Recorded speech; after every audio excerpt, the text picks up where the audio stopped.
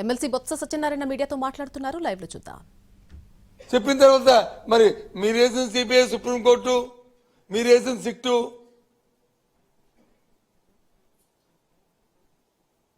ఇచ్చిన ఫైండింగ్ల మీద మీకు నమ్మకం లేకపోతే అంటే వ్యవస్థ మీద మీకు నమ్మకం లేదు అంటే చంద్రబాబు నాయుడు ఏది చెప్తే ఏ జువా అని వెంటనే అది చేయాలా?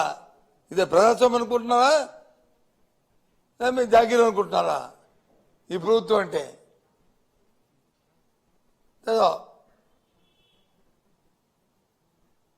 ఏంటిది? మళ్ళీ పైపెచ్చు పెద్ద పెద్ద వాళ్ళ పోస్టుల్ని ఇవాళ ఉదయం నేను వస్తున్నప్పుడు వచ్చి విశాఖపట్నంలో ఎంతో శాంతియుతంగా ఉన్న మా ఉత్తరాంధ్ర ప్రాంతంలో మళ్ళీ అక్కడ వాల్ పోస్టు. ఏం చంద్రబాబు నాయుడు ఏం చేద్దాం అనుకుంటారు మీరు? రాష్ట్రాన్ని రావణ కాస్త చేద్దామనే మీ ఉద్దేశం? సమాజంలో వర్గాలకు తగులు పెట్టి దాని నుంచి లబ్ధి పొందామనే, రాజకీయ లబ్ధి పొందామనే మీ తాలూకా దుర్బుద్ధి. దానికి వచ్చి ఉత్తరాంధ్ర ప్రభుత్వం ఎన్డీఏలో ఉన్న జనసేన, భారతీయ జనతా పార్టీ నాయకులు ఎందుకు మీరు మాట్లాడట్లేదు? తప్పు ఎందుకు చెప్పట్లేదు? అధికారం మీదే కదా. ఒకవేళ తప్పు జరిగితే తప్పు తెలివి తీసుకోండి. ఎవరు వస్తున్నారు? న్యాయస్థానాలు ఉన్నాయి కదా, మీకు అలవాటే కదా. లేని కేసుల్ని లేనివి ఉన్నవి ఆపాదిస్తూ పెట్టి మేము హింసించడం అనేది చేయండి, న్యాయస్థానంలో తేల్చుకుంటాం. అంతేకాని ఏంటిది?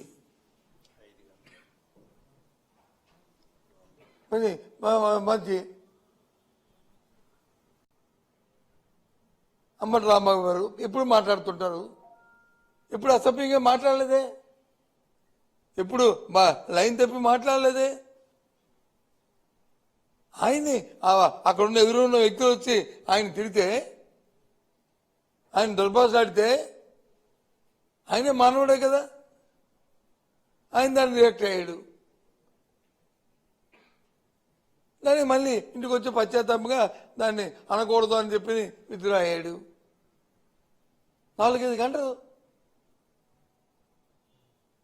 ఏం రాత్రి 10:30 చేసిన పని నువ్వు సాయంత్రం 7 గంటలకు ఎందుకు చేయలేదు? ఒకరోజులో ఏమైనా జరగకూడదు జరిగి ఏమైనా ఇబ్బంది పడితే తిరిగి పైకి వచ్చి ఆ కేంద్రం మొత్తం అంటాడు చూస్తారు తడాక. ఏంటి చూస్తారు తడాక? ఇది ప్రజాస్వామ్య దేశం. ఇది నువ్వేదో నిన్న కాక మన అమెరికా నుంచి వచ్చుంటావు. నీకు డెమోక్రసీ గురించి కానీ చట్టాల గురించి కానీ తెలియకపోతే తెలుసుకో. భగవంతుడు నీకు అవకాశం ఇచ్చాడు, నీ ముఖ్యమంత్రి నీకు అవకాశం ఇచ్చాడు, కేంద్ర మంత్రిగా చేశాడు. అంతేగాని పౌరుషం మాటలు పనికిరావు. ఆ మాట ఉట్టిపోవు. ఒక నోట్లో తప్పు మాట్లాడితే, ఒక పౌరుషం మాట్లాడితే ఆ మాట తాలూకా ప్రతిఫలం అనుభవిస్తారు. ఏంటి తెలియజేస్తారు? అర్థం అవట్లే. ఈ రాష్ట్రంలో ఎప్పుడు చూడలే ఈ తెలుగు రాష్ట్రాల్లో ఎలాంటి పరిణామాలు. అందులో మా ఆంధ్ర రాష్ట్రంలో అయితే ఇంకా జాగ్రత్తగా ఇంకా ఉంటాం. ఎందుకోసం ఇది? దేనికోసం? చేతనైతే మంచి పరిపాలన, చేతనైతే మంచి గవర్నెన్స్ ఇయ్యు, ప్రజలతో సభాష్ అనిపించుకో. చేత కాదు కానీ రైతులకు వచ్చి కనీసం ఎరువులు ఇవ్వలేని పరిస్థితి, దిక్కుమల పరిస్థితులు ఉంది వాళ్ళ రాష్ట్రం. ఆడవాళ్ళకి వచ్చి డోక్రా మహిళలకు వచ్చి 0 వడ్డీ ఇవ్వలేని దౌర్భాగ్య పరిస్థితి ఉంది రాష్ట్రం.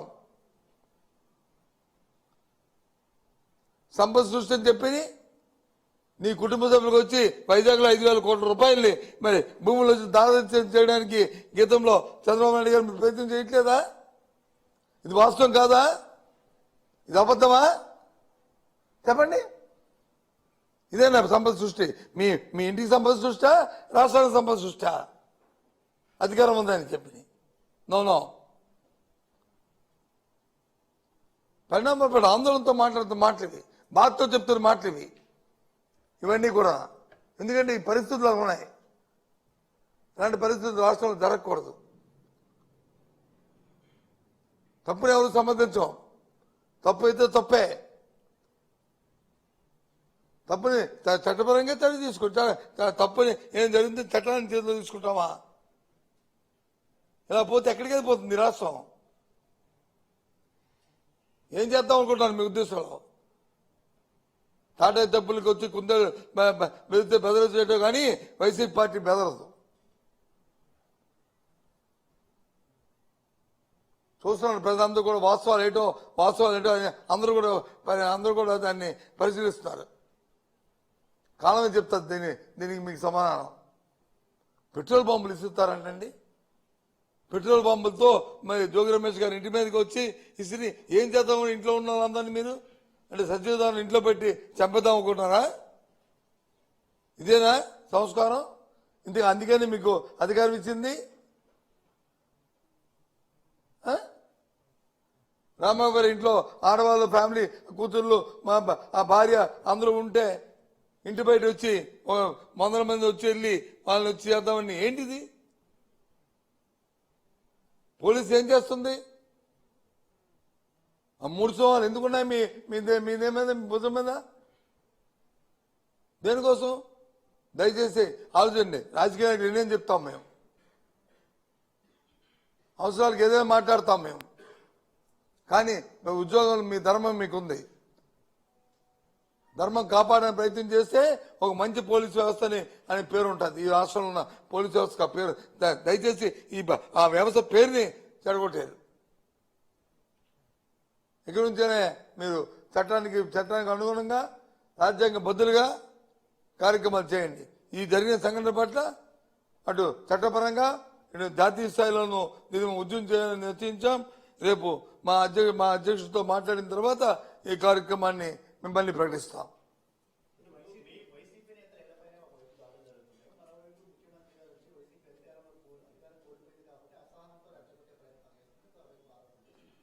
మేమెందుకని రెచ్చగొడతాము?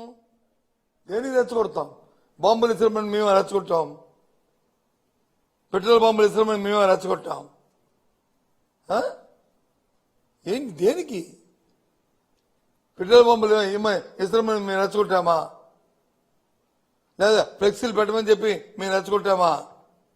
లేకపోతే ఎన్డీపీ రిపోర్ట్లో వచ్చి లేకపోతే ఎన్డీఆర్ రిపోర్ట్లో వచ్చి యానిమల్ ఫ్యాట్ లేదని రిపోర్ట్ వచ్చి ఫాల్స్ రిపోర్ట్ వచ్చి మేము తెప్పించామా?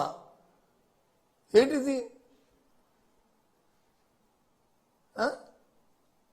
ఆ దేవదేవుడిని అపవాదం చేయడానికి అనేది ఇంతమంది మనోభావాల్ని మీరు వచ్చి ఆడుకోవడం న్యాయమా? అయితే ఇదే కార్యక్రమం చెప్పండి. ఎందుకు చేస్తాం? కాలం చెప్తుంది. మీరు మీరు మీరు పరిపాలన సక్రమంగా చేస్తుంది. ఇప్పుడు వచ్చి 8 నెలలేదు ఫీజు రీయింబర్స్మెంట్ ఇచ్చారండి విద్యార్థులకి. ఎలా చదువుకుంటారు విద్యార్థులు? దగ్గర 8 వాయిదాలు అయింది. మీరు ఏది మన ఆరోగ్యశ్రీ ఇచ్చారండి. ఏ విధంగా పేదవాడు వచ్చి వైద్యం చేసుకుంటాడు చెప్పండి. చిన్న చిన్న విషయాలను వచ్చి మీరు పెట్టగంట ప్రజలు వచ్చి పాప ఇబ్బంది పడుతుంటే 5,000 నోట్లోకి వెళ్ళడానికి పేదవాడు వచ్చి కష్టపడుతుంటే ఒక పక్క వచ్చి పరిపాలన గాలి కుదిసి ఇవాళ వచ్చి ఏంటిది?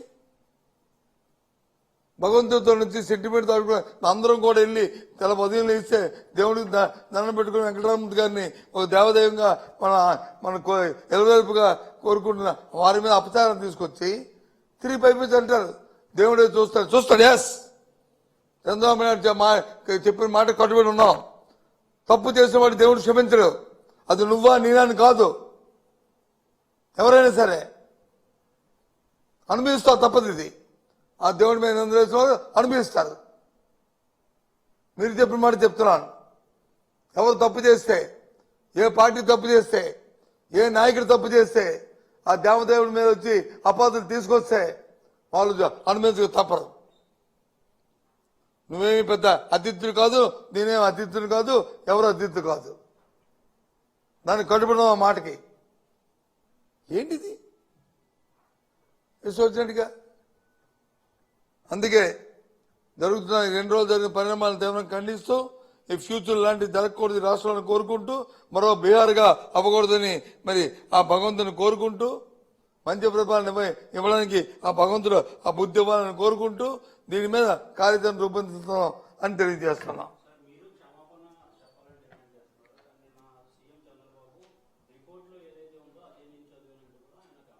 నేను అదే కదా చెప్తున్నాను. అయితే రిపోర్ట్ తప్పని రిపోర్ట్ బహిర్గతం చేసి మన తప్పే ఉంది. ఏదైతే కోర్టులో వచ్చి సిబిఐ సిట్ పెట్టిందో అది రిపోర్ట్ని పెట్టి మనం జనం చూసి చదువుతారు. కోర్టుకి ఇచ్చారు కదా. మరి రిపోర్ట్లో తప్పు లేకపోతే, రిపోర్ట్ని మీరు అంగీకరించకపోతే ఈవోని ఎందుకు ట్రాన్స్ఫర్ చేశారు? ఈవోని ట్రాన్స్ఫర్ చేశారు కదా. అంటే అర్థం ఏంటి?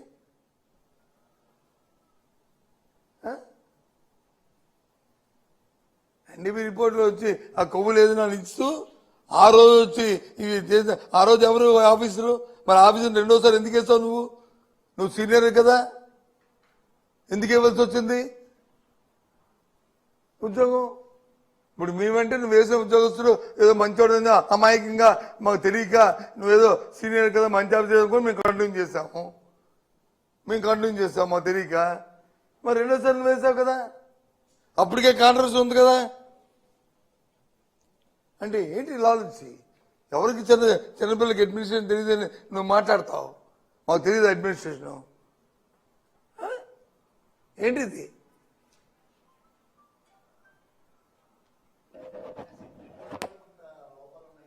నేను లోపాలు నేను అనట్లేదు. ఎవరన్నారు? అధికార పార్టీ అంటారంటే అంటే అది అది అధికార అంటే వాళ్ళ అధికారులు వాళ్ళకు ఉన్నారని, వాళ్ళు వేసిన అధికారులు వాళ్ళకు ఉన్నారని వాళ్ళదే తప్పు. అంటే ఎవరి మీద నమ్మకం? ఒక పని చేయమనండి, సిట్ అధికారులు లోపాలు ఉన్నాయనుకుంటే చంద్రబాబు నాయుడిని, లోకేష్ని, పవన్ కళ్యాణ్ని, లేకపోతే భారతీయ జనతా పార్టీ ఎవరు ఉంటారో వాళ్ళందరూ కలిపి సిట్ కింద తయారైపోండి, సరిపోద్ది. వాళ్ళు ఇచ్చేవాడి రిపోర్టు, వాళ్ళు ఇచ్చిన రిపోర్ట్ని సరే ఇంక మరి ఇంకెబ్బంది ఉండదు. ఏంటి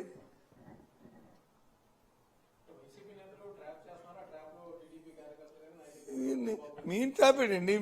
మెయిన్ ట్రాప్ చేయడానికి ఏంటండి? అదే అందంగా ఉన్నాయి మీ ఇదేంటండి ఏంటండి మేము ట్రాప్ చేయడానికి? దేనికి ట్రాప్? ఏం ట్రాప్ అనే మాట ఏంటి? ఆ పదంకి అర్థం ఏంటి?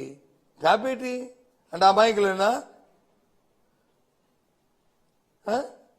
లేకపోతే అందగతిలాగా ఉండి మంచి వాళ్ళ భర్త నాట్యం ఎక్కువ చేస్తారు కాబట్టి వాళ్ళని ఏంటి ట్రాప్? What is that? ఏంటి మీరు అడుగుతున్న కూర్చొని నాకేం అర్థం అవ్వలే. సరే, శాంతి భద్రతల విషయంలో గొడవ సృష్టించడానికి ఫ్లెక్సీ ఎవరు కట్టారు? ఫ్లెక్సీలో పేరున్నారా? లేదు. మా నాయకుడిని మమ్మల్ని అవమానపరిచే రీతిలో ఫ్లెక్సీ ఉంది. పోలీసు ఏం చేయాలా? దీనివల్ల శాంతి భద్రతకి ఇబ్బంది వస్తుందో ఆపలేదు. సరే వచ్చింది. ఆ తర్వాత ఎవరిది అయింది గొడవ? మేము గొడవ సృష్టించాం. ఇవాళ వైజాగ్లో కట్టారు, మేమే కట్టాం. మేము వైజాగ్ను అంత శాంతియుతంగా ఉంటున్న ఆ ప్రదేశంలో పెట్టాం. చెప్పండి, ఇది ధర్మా? చెప్పండి. మేము పత్తైన మనుషులం కాబట్టి, మేము చట్టబద్ధంగా ఉన్న చట్టాన్ని గౌరవించే వ్యక్తులం కాబట్టి మా నాయకులకు వచ్చి పోలీస్ కంప్లైంట్ ఇచ్చి ప్రెస్ మీట్ పెట్టి చెప్పండి అది తప్పది, చేతగా ప్రభుత్వం చేతనైతే మీరు చట్టబద్ధంగా తీసుకుని తప్ప ఇలాంటివి పెట్టి అల్లకల్లోని సృష్టించకండి, శాంతి నష్టం కలిగిస్తుందని చెప్పారు లేదు కానీ కదా. ఆలోచించండి. Okay, bye.